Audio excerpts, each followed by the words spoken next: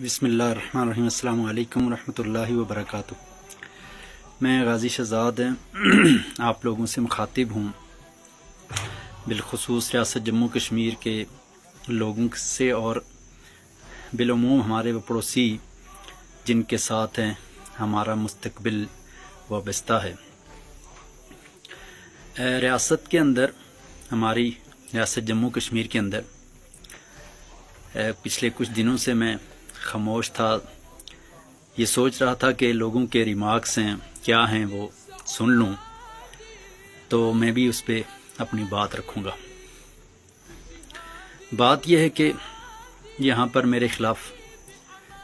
Police کو سامنے رکھ کر پاکستان کی ایجنسی نے ایک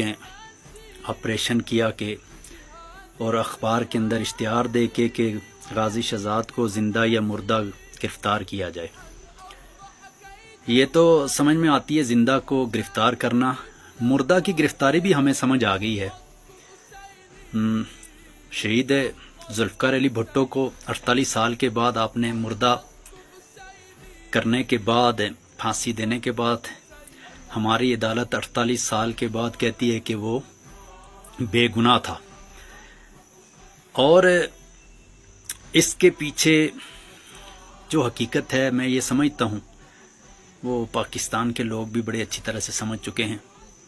جہاں تک تعلق ہے ریاست جموں کشمیر کے لوگوں کا، تو یہ بڑے معصوم لوگ ہیں، یا پھر یہ جہالیت کی اس جگہ پہ ہیں کہ جہاں پر بہت سی چیزیں جلدی سمجھ میں نہیں آتی۔ بات یہ ہے کہ جو آپریشن میرے خلاف جو لانچ کیا گیا ہے، اس کے باوجود کچھ لوگوں کے جو ریمارکس تھے، چونکہ میں نے یہ تحریک ریاست جموں کشمیر کے لیے کھڑی کی ہے، اپنی ریاست کی آزادی کے لیے، اس لیے ذاتیات کے اوپر کبھی بھی بات نہیں کروں گا